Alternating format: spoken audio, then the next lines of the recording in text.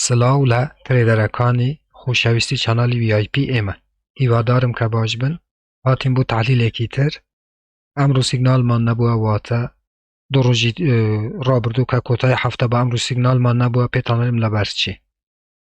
سەیریکەن هاوڕان، ئێمە قەوانین و قاعدێکمان هەیە کە لە ڕێنجەکانی چووپی ئێمە نابیت معاملەی بکەین. ئەوانەی کە ترێدی نازانن پێیان ئەڵێم، ئەوانەی کە دەزان کەم باسی چیەکەم. ئێمە ڕێنجێکمان هەیە بەناوی ڕێنجی چووپی کە نابێت هیچ کاتێ ئێمە داخلی ئەو ڕێنجە ببین و معاملەی بکەین. ئێستا پێتان ئەڵێم کە ڕێنجەکانی چووپی چین و چۆنن. ئێستا پێتان ئەڵێم کە بوو ئەوەی باشتر تێبگەن کە من باسی چیەکەم. لێرانە ئێمە ڕێنجێکی چووپیمان هەیە کە نرخ لێرانە بەرزی و نزمی بەخۆوە بینیوە و پڕە لە سێبەر و پڕە لە کەندێلەکانی یەکسان، پڕە لە ئستابلاس و زەرر، چونکە کەندێلەکان هەموو یەک قیاسن و هەر بەرزی و نزمی بەخۆوە بینن و نرخش لە ڕێنجێکی کەمە بەرزی و نزمی بەخۆوە بینیت. بۆ نمونە لێرانە لە بینی 18 بۆ 19,000 دلار بەرزی و نزمی بەخۆوە بینیت. هەر بە سەرعی چوویتە سەرێ و هاتیتە خوارێ. ئێستاش هەر وەکو دەبینن ئێمە لە هەمان ڕێنجدا، ئێستا شەروەکو دەبینن کە ئێمە لە هەمان ڕێنجداین. لێرانە هەروەکو دەبینن کە چەند ڕۆژە ئێمە هەروەکو کە لە خارەوە بوویەوە شەرحم کرد، بەرزی و نزمی ناجێگیر ئێمە لێرانە دەبینین. بەڵام ئێمە گەشینە خاڵێک کە بەڕاستی زۆر خەتەرناکە و ئێمە ناتوانین لە ناوێ معاملە یاخود ترێدی بکەین. ئەبێ چی بکەین بەڕێزان؟ لێرە بەڕێزانم لێرانە هەروەکو کە دیارەکەم بوویەوە زۆر گرینگە. ڕێنجی چووپیەوە تێگەشتن کە چیە بەڕێزانم کە باسم کرد کە ئێستا نرخ گەشتیتە ئەو خاڵەی. ئەبێ چاوەڕێکەین یان نرخ لێرانە ئەو خاڵەی بشکێنێ، تێک بشکێنێ، دیسانەوە بگەڕێتەوە و ئێمە لێرانە داخلی معاملە ببین یاخود ترید ببین. لەگەلیدا بڕۆین و بچین بۆ سەروی 30 بۆ 31,000 دلار. یانیش ئەمە یەک سیناریۆ، یانیش شتێکی تر بەڕێزانم کە لێرانە من زیاتر بووی دەچم. لێرانە بێتە خوارەوە بۆ ئەم خاڵەی و دیسانەوە لێرانە بچێت بۆ سەرەوە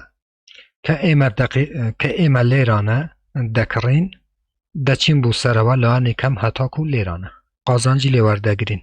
واتە چی لێهات بەڕێزان؟ ئێمە جارێ دەبی چاوەڕێ بکەین لەبەر دوو شت. یەک، نرخ بگاتە لێرانە تەئیدیەکمان بداتێ کە دێتە خوارەوە هەتاکو لێرانە کە شۆرتێک وەرەگرن و دێنە خوارەوە، یانیش دەچیتە سەرەوە.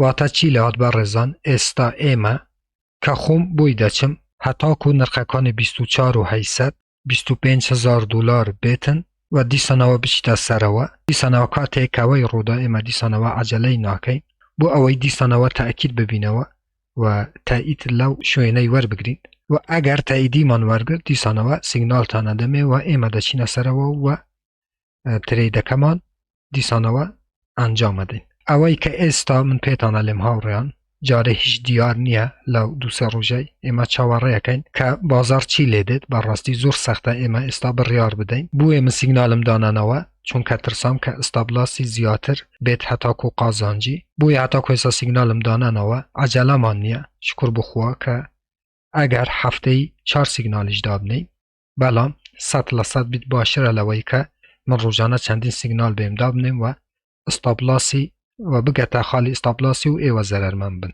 زۆر لەم هەفتەیەدا بەڕێزانم چکە بازار ناجێگیرە ئێمە 2 معاملە 3 معاملە 4 معاملەیەکەین، بەڵام 100% بێ نەک بێم هەموو ڕۆژێ سیگنالتان پێ بدەم و خوا نەخواستە ئێوە زەرەرمەند بن. لەوانی کەم 30% بۆ هەفتەی زۆر باشە کە ئێوە لە ڕێی سیگنالەکانی ئێمەوە قازانج بکەن کە بەڕاستی لە 2 هەفتەیە من 130 بۆ 35% گەرنتیتانە دەمێ کە ئێوە قازانج بکەن. واتە چی لێهات؟ ئێمە تەبی چاوەڕێ بکەین لەو 1-2 ڕۆژێ بزانین بازار چی لێدێت.